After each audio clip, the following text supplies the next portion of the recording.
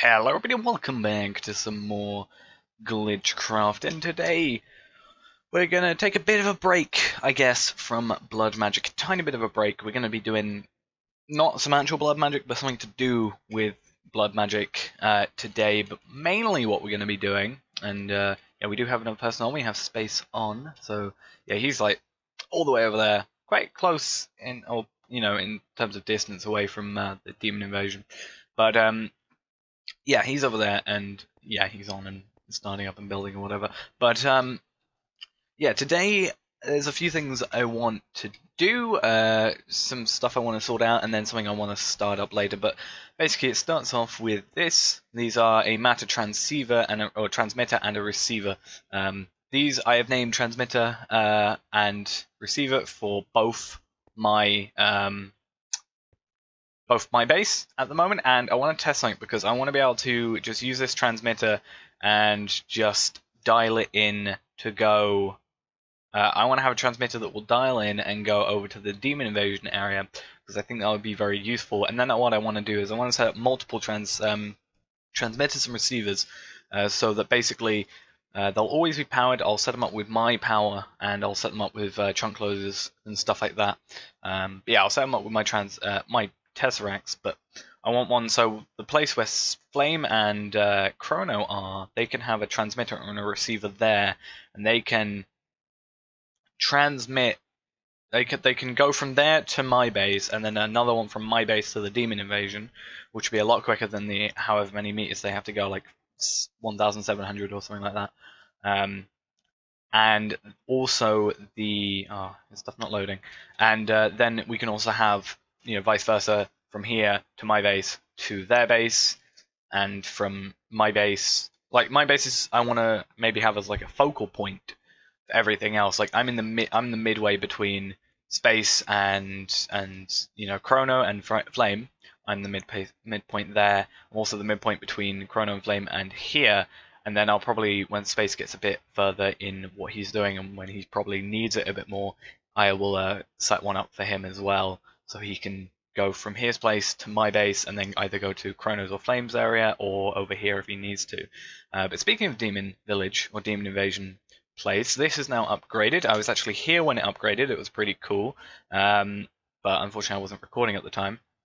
But yeah, this upgraded to like a second tier. I don't really know what it changes, but it looks a lot cooler. I actually kind of do know what it changes. Some places you may notice are now like moss stone and stone brick. That's really what it does, and makes into a few new different types of structures like this one here, and basically anything made of the stone bricks as well. So yeah, there's got some new items in it and stuff like that. But this building unfortunately doesn't have anything in it. But there are a few buildings around. I have done a little bit of running around this place trying to pick up items. I don't think I've been in here though. No, I haven't. Soul shards, rotten flesh, ender pearls, music disc, adventurer's diary. I'll put this on so they definitely can't kill us. We'll send all those back as well. I want to know the amount of mundane amulets I have, but what we want to do is set up. I don't know if I want to set it up or where I want to set it up, because I'm worried this will carry on over here and like go over all my stuff. Maybe I could set it up at the demon invasion place, like literally here. I could set a receiver and a transmitter up here. That might be a good idea actually. So let's move these. I have two tesseracts. Hopefully, yeah, there's no lava under here. But we'll have two tesseracts, have them a bit further away from each other. As I said, I'll use all my power. It doesn't really matter too much. It's not like we're going to run out anytime soon. So we're going to get our power, and simultaneously, oh, clicking the wrong stuff. Similarly, we're going to go over here and receive everything on power.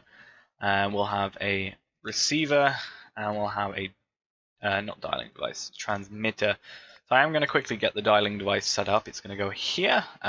We are going to take it away though. I just want to set up everything here. So this is what the transmitter underscore demon. Let's do that. And then receiver underscore demon, just so people know what they're looking at when it comes to this. So transmitter demon can go to receiver mine dial. Should be fine. And oh, he's in bed. Actually, it gives us perfect time. Let's teleport back to my base, and we can also set up. I don't know if the dialing device has to be in the same. No, it doesn't. So, let's steal this dialing device quickly, and over here. So that transmitter will go to receive a demon. Sign teleportation.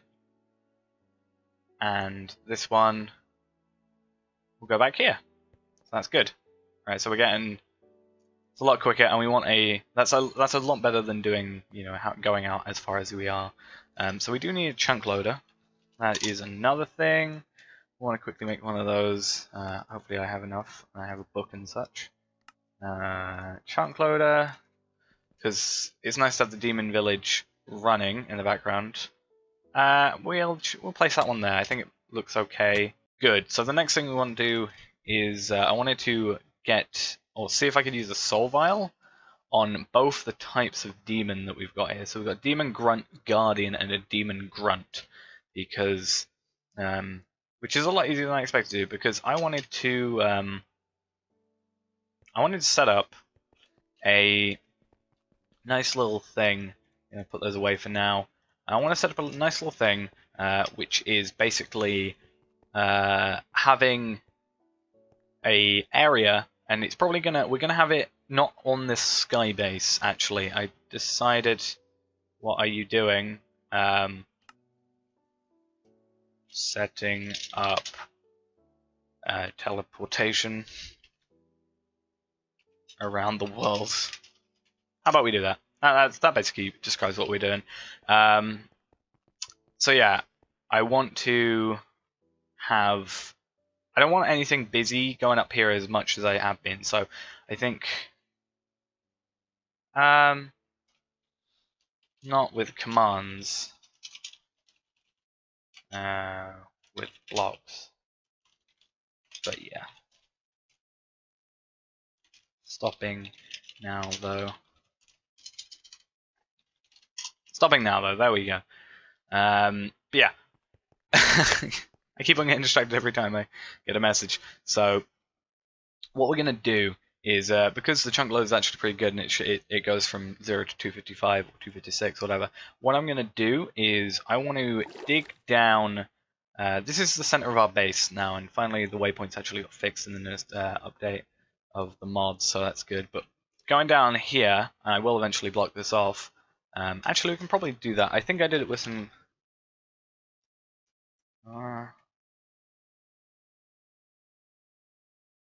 I'll do that because we can still get through. Yep, and it will stop the water. That's good.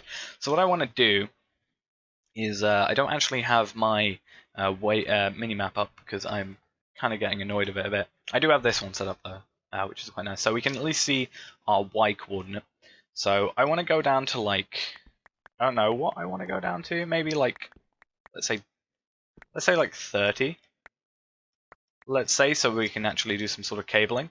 We'll go to Y30, and I want to have a area where we have a spawner for every mob that we can get, because if we need an item from a mob, then we can just sort of, flip a switch, and that mob will, be killed or spawned and then killed, and then we'll have the items that come from it, and then we can set up stuff like witches to give us glowstone and redstone. More likely redstone than glowstone, because glowstone is over there, and we have a ton. And as should be yesterday's video showed, we have quite an easy way of making glowstone, since each one of those reeds make 3 glowstone dust, and we're creating them at a very fast rate. How many do we have in our AE system, for example? We have that's that. We have 2 million anyway, and then we have 7.6 million glowing reed anyway as well.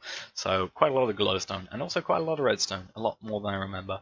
But yeah, having a spawner for every single one would be really cool. Now there are 3 types of spawners we can go for, ranging in sort of you've got the easiest one and then the hardest one. The easiest one is probably the least efficient, but easiest. But then will allow us to excel to the harder to achieve one, but more efficient. So the first type of spawner we can have is a powered spawner, not a powered spawner, I haven't used it in ages. Auto spawner, I think it is, wherever it is. Where is it? Oh, yeah, auto spawner has a hyphen in the middle. We can use that. That allows us to use Safari nets, capture a mob, and then use mob essence and power to spawn them, which is always good, especially because most likely we'll be using grinders to just kill the mobs, which means we'll get mob essence back, but we won't get as much as to spawn, so that we will have to, if we do that, make a way of getting more mob essence than we're using, which means we'll have to set up a spawner. We'll have to set up a spawner specifically that isn't a auto spawner, that specifically is for mob essence. So something like a chicken farm, or just anything we can farm, make a lot of quickly and get mob essence. Though technically, I guess we could use the essence berries to get mob essence. There is that thing as well, especially since we have 7.1 million essence berries. Second option, which is the one we are currently at, which is powered spawners from Ender.io. I think it was Ender.io.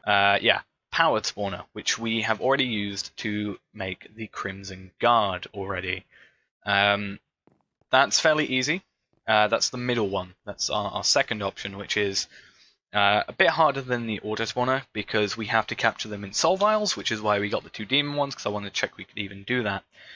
Have to do that and then place it with a broken spawner, which means we have to physically go out and find a spawner, destroy it and such, which means we are going to have to do a lot of exploration, and it'll be a lot harder to get the actual spawner. Whereas with the auto spawner, we can just sort of make one and get a Safari net, which are pretty cheap. That's what, 4 ender pearls and a ghast here, both of which we can farm and just capture the mob we want. But the powered spawner doesn't rely on us using mob essence, which is a lot better, and we can then use the extra mob essence we're getting from the grinder to get through another mob that we're gearing up to upgrade to the next spawner, by throwing in the auto spawner, having an excess amount of mob essence. And we have an AE system, a ME fluid terminal with these drives are full, so we have 10 in here and 10 in here of 4096k fluid storage cells, which are the highest ones we can get in this current version. So that's the second option. Third option is substantially harder to achieve, though we'll have to use either one of the first 2 methods to achieve it. What we need to do there, and this will require, as far as I remember, no power, as far as I remember, and definitely no mob essence, and just a lever for on and off, which is a soul cage, which will basically mean, so we would be able to get an unbound soul shard, which is pretty cheap for us, really only costs a diamond, and I think a few endstone. I think 1 endstone. Oh no, 1 glowstone and a diamond, because the rest of the thing gets given, and that's fine. And then we can basically kill 64 of something, and it will give us a tier 1, which will, progress at a certain speed. Kill 128, get tier 2. 256, tier 3. 512, tier 4. 1024, tier 5. At tier 5, they will be very fast spawning, and as far as I remember, if it's the same as the mod I used, the one that this is a remake of, we can use a lever to unpower it. It will just work until we give it a redstone signal, which means we can essentially just have a cage, which will be like a 5x5 area, soul cage in the middle with a lever on top. Then with that, we will just be able to flick the switch, it will turn. The lever will be off, which is not giving it a redstone signal, and it will power the spawner, and then the spawners will go down to the grinders, and the grinders will kill the mobs. But as I said, that takes a lot longer, because we have to physically kill 1024 of that mob. And that is why we're going to have to use the previous levels of spawners to achieve that.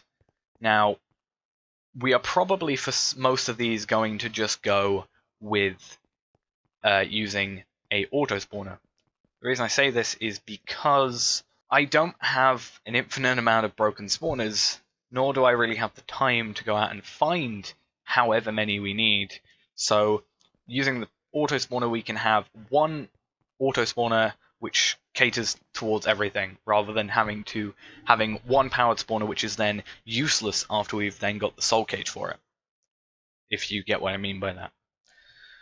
So it is a bit difficult, but I have for some. Well, actually, that's why I got the soul things earlier. I wanted to kind of check that these guys were even viable for this, because they don't actually have a spawn egg. So if I do that, look at the word demon. So these guys are demon grunt things. These guys don't actually have a soul or a spawn egg. The only spawn egg for anything with the name demon in it is a spawn ender demon.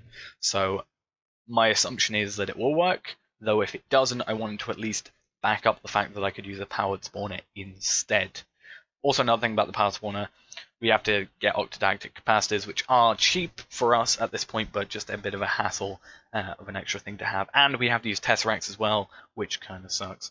And they're not really the most efficient. So currently I do have a soul shard, which is bound to an enderman. We have 2 kills on there. I think I might have edited it out when I explained I did that. But yeah, I went and killed 2, and then realized I had an enderpearl spawner, an enderpearl farm over here, so it kind of became a useless thing. But it is definitely something we want to do. So, but what I'm going to do, I think, is cut out a little bit of area. Obviously, we can infinitely expand on this pretty much, as long as it really stays within, let's go back up so we can actually see the biome.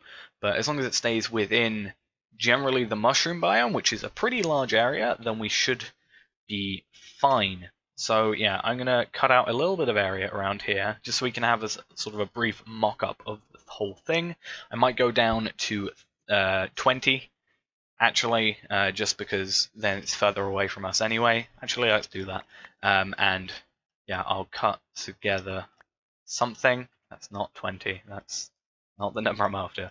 And yeah, I will have to do a bit of work around here because there's a bit of caves, but we'll set a little mock-up thing together and sort of, put out what we want to achieve. Okay, so this is kind of the setup that I wanted to go for.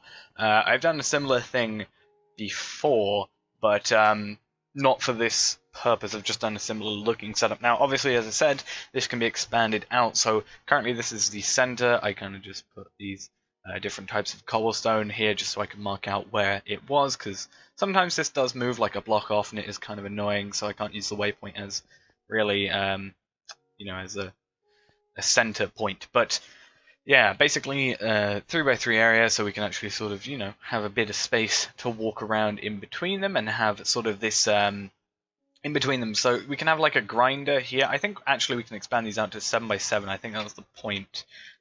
So these might get expanded out one more still, but this is, as I said, just a concept for it. But basically, we can have these middle blocks where, let's say a grinder's here, for example, the cabling can go in this middle block and have a center point being here. The center point can just be a tesseract, or it could end up being a deep storage unit with a deep storage unit set up to each of these, and a quantum link happening there as well. It kind of depends on how everything goes, really, and how we end up deciding how to do this. So yeah, that's going to be fine. As I said, it might expand out to be a 7x7 area rather than a 5x5. I think that's what I planned it to be originally. It might even be a 9x9 area.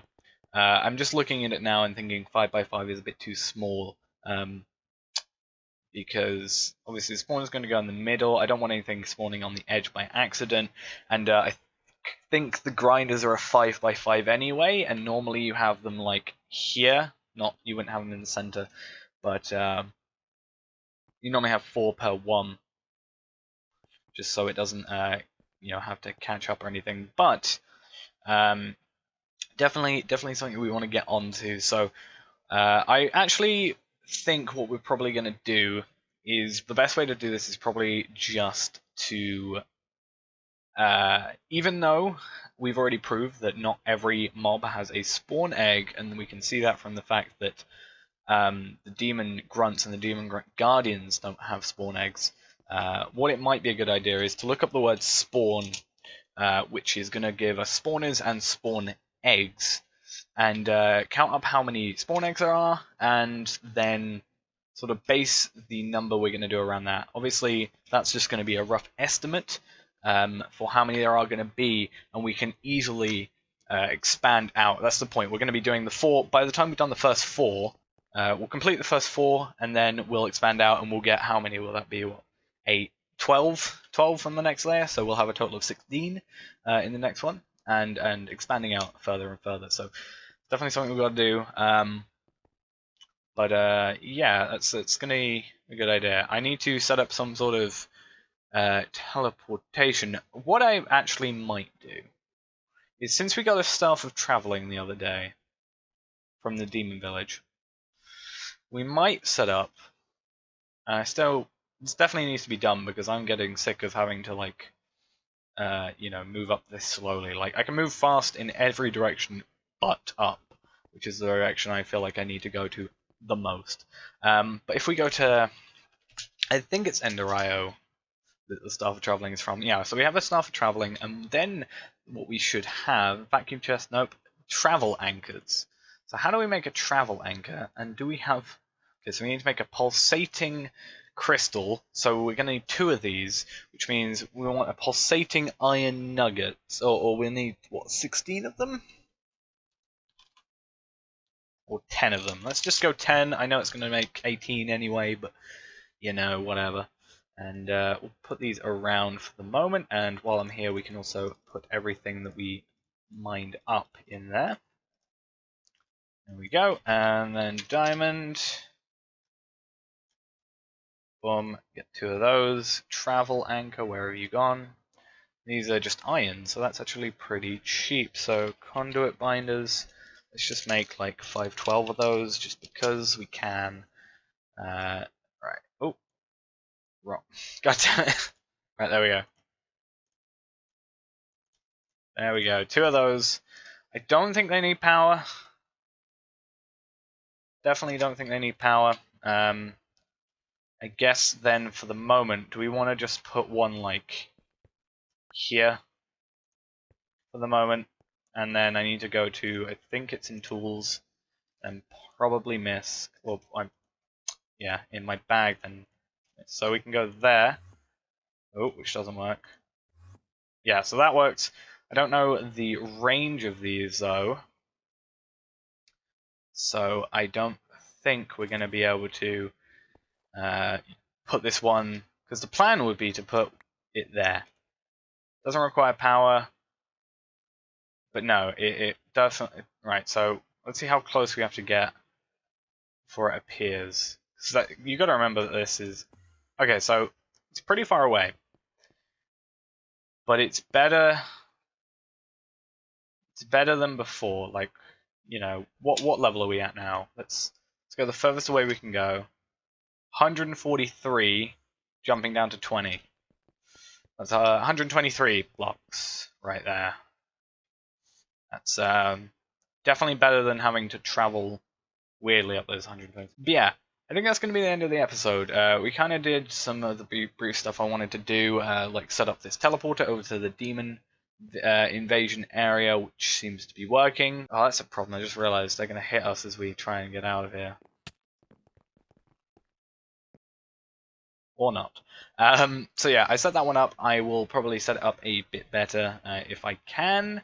Maybe set up some protection from being hit by the demons and such, and maybe light the area up a bit, because as you saw, some zombies were spawning. And then I'm also probably going to set one up, as I said, to go over to Chrono's base, and probably set one up to Space's base as well, because why the hell not, I guess. And I'm still on the fence on whether or not I'll do one there, or if these things are going to be fine. The travel anchors are going to be fine for now.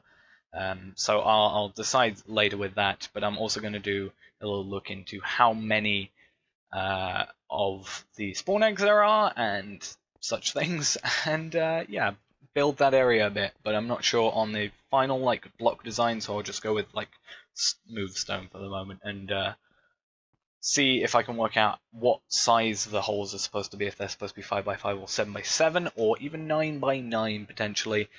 But yeah, I'll do all that between episodes. Might not be done by next episode, but we'll maybe do a bit of work on it next episode. So thanks for watching, guys. Hope you enjoyed, and I will see you next time, where hopefully I've worked out a pretty easy way for us to get these soul cages working.